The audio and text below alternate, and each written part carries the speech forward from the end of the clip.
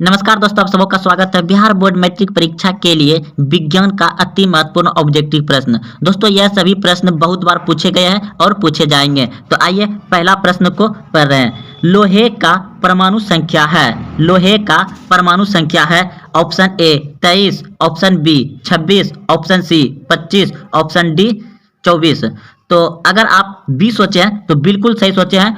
लोहे का परमाणु संख्या 26 होता है। अगर दोस्तों पूछ दिया जाए कि लोहे का संकेत क्या होता है, तो लोहे का संकेत होता है Fe। लोहे का संकेत होता है Fe। चलते अगले प्रश्न की ओर। प्रश्न है कि निम्नलिखित में किस धातु को चाकू से आसानी से काटा जा सकता है। निम्नलिखित में किस धातु को चाकू से आसानी से काटा जा सकता है। तो इस प्रश्न का उत्तर हो जाएगा आपका ऑप्शन बी, बिल्कुल सही है, सोडियम Na। अगला प्रश्न है आपका, जिंक तथा सल्फ्यूरिक अम्ल के बीच अभिक्रिया से निम्नलिखित में से कौन सी गैस निकलती है। प्रश्न है, जिंक तथा सल्फ्यूरिक अम्ल के बीच अभिक्रिया से निम्नलिखित में कौन सी गैस निकलती है। तो इस प्रश्न का उत्तर हो जाएगा आपका ऑप्शन नंबर सी, बिल्कुल सही है, H2। अगला प्रश्न है, सोडियम की परमाणु संख्या है। सोडियम की परमाणु संख्या है तो ऑप्शन नंबर ए बिल्कुल सही है, 11। सोडियम की परमाणु संख्या कितनी है, 11। अगला प्रश्न है, आवर्त सारणी के प्रथम वर्ग के सदस्य होते हैं। आवर्त सारणी के प्रथम वर्ग के सदस्य होते हैं तो ऑप्शन नंबर सी बिल्कुल सही है, क्षारीय धातु होते हैं। आवर्त के प्रथम वर्ग में कौन सी धातु पाए जाते हैं, क्षारीय धातु पाए जाते हैं। अगला प्रश्न है, निम्नलिखित में सबसे भारी धातु कौन है। निम्नलिखित में सबसे भारी धातु कौन है, तो ऑप्शन नंबर बी बिल्कुल सही है, यूरेनियम। सबसे भारी धातु कौन सी है, यूरेनियम। अगला प्रश्न है, लोहे एवं इस्पात को जंग से सुरक्षित रखने के लिए उन पर किस धातु की पतली परत चढ़ाई जाती है। लोहे एवं इस्पात को जंग से सुरक्षित रखने के लिए उन पर किस धातु की पतली परत चढ़ाई जाती है। तो इस प्रश्न का उत्तर हो जाएगा आपका ऑप्शन नंबर डी, बिल्कुल सही है, जिंक। जिंक की परत चढ़ाई जाती है। अगला प्रश्न है आपका, बॉक्साइड निम्नलिखित में किस धातु का अयस्क है। बॉक्साइड एल्युमिनियम का अयस्क होता है। ऑप्शन नंबर सी बिल्कुल सही है, बॉक्साइड निम्नलिखित में से किस धातु का अयस्क है, एल्युमिनियम का। अगला प्रश्न है कि ब्रोमीन ओ धातु की अवस्था होती है। ब्रोमीन ओ धातु की अवस्था होती है तो द्रव्य। ऑप्शन नंबर सी बिल्कुल सही है, ब्रोमीन ओ धातु क्या है, द्रव्य धातु है। अगला प्रश्न है, सीसा और टीन की मिश्र धातु को कहते हैं। सीसा और टीन की मिश्र धातु को कहते हैं सोल्डर। ऑप्शन नंबर ए बिल्कुल सही है, सोल्डर कहते हैं। अगला प्रश्न है, किस धातु को चाकू से सरलता से काटा जा सकता है। किस धातु को चाकू से सरलता से काटा जा सकता है, तो सोडियम। ऑप्शन नंबर डी बिल्कुल सही है, क्योंकि वह सोडियम जो है ना मुलायम होता है, इसलिए उसे चाकू से आसानी से काटा जा सकता है। अगला प्रश्न है, साधारण ताप पर फास्फोरस का अणुसूत्र है। साधारण ताप पर फास्फोरस का अणुसूत्र है तो ऑप्शन नंबर डी बिल्कुल सही है, P4। अगला प्रश्न आपका, बेकिंग सोडा का रासायनिक सूत्र है। बेकिंग सोडा का रासायनिक सूत्र है तो ऑप्शन नंबर ए बिल्कुल सही है, NaHCO3। बेकिंग सोडा का रासायनिक सूत्र क्या होता है, NaHCO3। ऑप्शन नंबर ए सही है। अगला प्रश्न है आपका, निम्न में कौन ओ धातु विद्युत का सुचालक है। निम्न में कौन ओ धातु विद्युत का सुचालक है, तो ग्रेफाइड। ऑप्शन नंबर ए बिल्कुल सही है, ग्रेफाइड। अगला प्रश्न है, ग्रेफाइड कार्बन का एक अपरूप है जो क्या है, तो वह है मुलायम। ऑप्शन नंबर ए हो जाएगा। अगला प्रश्न है कि आभूषण बनाने वाले सोना होता है। आभूषण बनाने वाला सोना होता है तो 22 कैरेट का होता है। आभूषण क्या बनता है, 22 कैरेट का होता है, क्योंकि 24 कैरेट का शुद्ध सोना होता है और वह मुलायम होता है, तो उसे कठोर बनाने के लिए उसमें तांबा या चांदी मिलाया जाता है। तो ऑप्शन नंबर ए बिल्कुल सही है, आभूषण जब भी बनता है तो वह 22 कैरेट का ही बनता है। अगला प्रश्न है कि निम्न में किस धातु को केरोसिन में डुबाकर रखा जाता है। निम्न में किस धातु को केरोसिन में डुबाकर रखा जाता है, तो इस प्रश्न का उत्तर आ जाएगा आपका ऑप्शन नंबर ए बिल्कुल सही है, सोडियम को केरोसिन तेल यानी मिट्टी तेल में रखा जाता है, सोडियम को।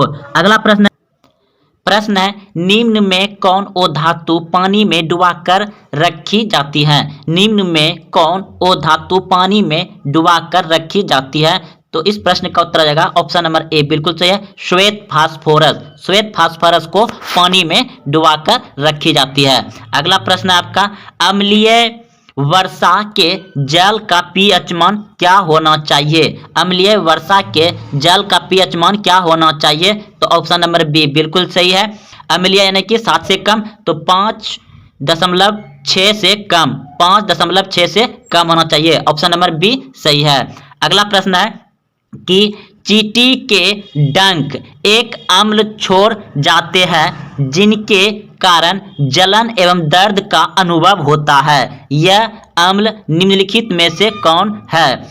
तो प्रश्न कर रहा है, जब चींटी किसी को जब काट लेता है तो उसमें कौन सा अम्ल छोड़ देता है जिसके कारण जलन एवं दर्द का अनुभव होता है? तो इस प्रश्न का उत्तर हो जाएगा आपका ऑप्शन नंबर ए, बिल्कुल सही है, मेथोनिक अम्ल। ऑप्शन नंबर ए, मेथोनिक अम्ल छोड़ देता है। अगला प्रश्न है, ऑक्जेलिक अम्ल निम्नलिखित में किसमें पाया जाता है? ऑक्जेलिक अम्ल निम्नलिखित में किसमें पाया जाता है? तो ऑप्शन नंबर ए बिल्कुल सही है, टमाटर में।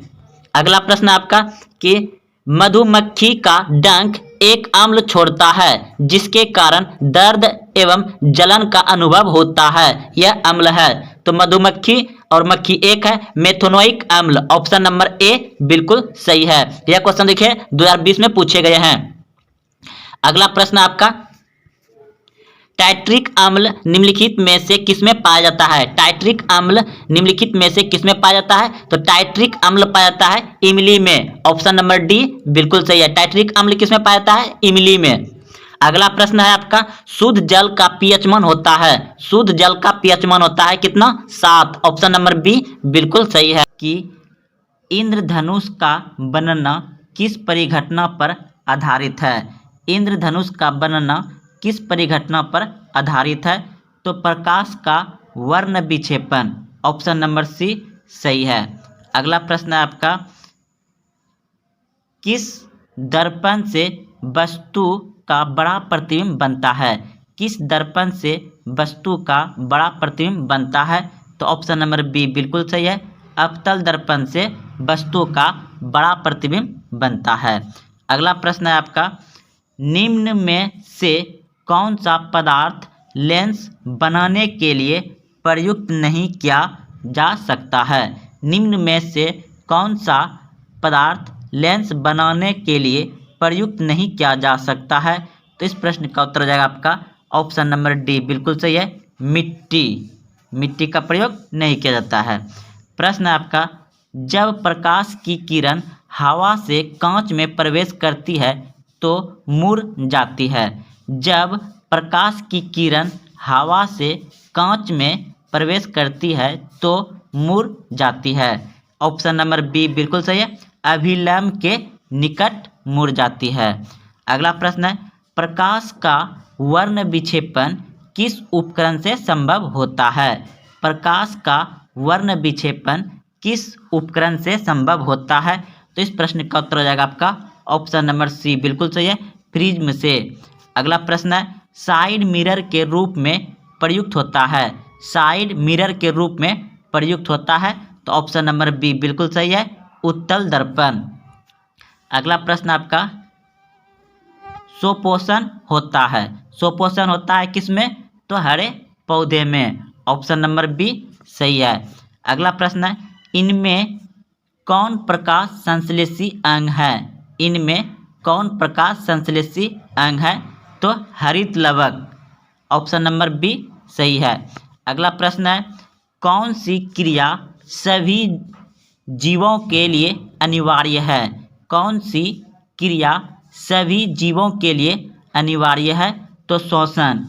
ऑप्शन नंबर सी सही है, श्वसन सभी के लिए अनिवार्य है, सभी जीव के लिए। अगला प्रश्न है, कोशिका झिल्ली किस प्रकार की झिल्ली है? कोशिका झिल्ली किस प्रकार की झिल्ली है? तो अर्धपरागमीय झिल्ली है। ऑप्शन नंबर सी सही है। अगला प्रश्न है, इष्ट किस वर्ग का एक कोशिकीय जीव है? तो कवक। ऑप्शन नंबर बी बिल्कुल सही है, इष्ट किस वर्ग का एक कोशिकीय जीव है? तो कवक। अगला प्रश्न है, दही के जमने में निम्नलिखित में कौन सी क्रिया होती है? दही के जमने में निम्नलिखित कौन सी क्रिया होती है? तो Q1 क्रिया होती है। ऑप्शन नंबर सी बिल्कुल सही है। प्रश्न है, श्वसन क्रिया के दौरान कितने प्रतिशत ऊर्जा ताप के रूप में निष्कासित होती है? तो इस प्रश्न का उत्तर हो जाएगा 20%। अगला प्रश्न है, रक्षी कोशिका पाई जाती है? रक्षी कोशिका पाई जाती है कहाँ? पत्ती में। ऑप्शन नंबर बी सही है। अगला प्रश्न है, प्रकाश संश्लेषण द्वारा किसकी प्राप्ति होती है? प्रकाश संश्लेषण द्वारा किसकी प्राप्ति होती है? तो ग्लूकोज की। ऑप्शन नंबर सी सही है। अगला प्रश्न है, वह कौन सा प्रक्रम है जिनके द्वारा शरीर में ऊर्जा का उत्पन्न होता है? तो पोषण। ऑप्शन नंबर बी सही है। अगला प्रश्न है आपका, स्त्री में लिंग गुणसूत्र होते हैं? स्त्री में लिंग गुणसूत्र होते हैं तो XX। ऑप्शन नंबर ए सही है। पुरुष में लिंग गुणसूत्र होते हैं? पुरुष में लिंग गुणसूत्र होते हैं तो YX। ऑप्शन नंबर बी सही है। अगला प्रश्न है, दांत को साफ करने के लिए दांत मंजन प्रायः होता है? तो दांत को साफ करने के लिए दांत मंजन प्रायः होता है क्षारीय। ऑप्शन नंबर ए बिल्कुल सही है, क्षारीय होता है। अगला प्रश्न है, हमारे शरीर किस pH परास के बीच कार्य करता है? तो इस प्रश्न का उत्तर हो जाएगा आपका ऑप्शन नंबर सी बिल्कुल सही है, 6 से 8 6.8 6.0 से 6.8 के बीच कार्य करता है। अगला प्रश्न है, किसी अम्लीय विलयन का pH मान होता है? किसी अम्लीय विलयन का pH मान होता है तो 7 से कम। ऑप्शन नंबर सी बिल्कुल सही है। अम्लीय होता है 7 से कम, क्षारीय होता है 7 से अधिक और उदासीन होता है 7। अगला प्रश्न है आपका, किसी उदासीन विलयन का pH मान कितना होता है? अभी जस्ट बोले हैं 7 होता है। अगला प्रश्न है आपका कि प्रश्न है, आधुनिक आवर्त नियम के अनुसार तत्वों का गुण धर्म? तो आधुनिक आवर्त नियम के अनुसार तत्वों का गुण धर्म है ऑप्शन नंबर बी बिल्कुल सही है। परमाणु संख्या का आवर्त फलन?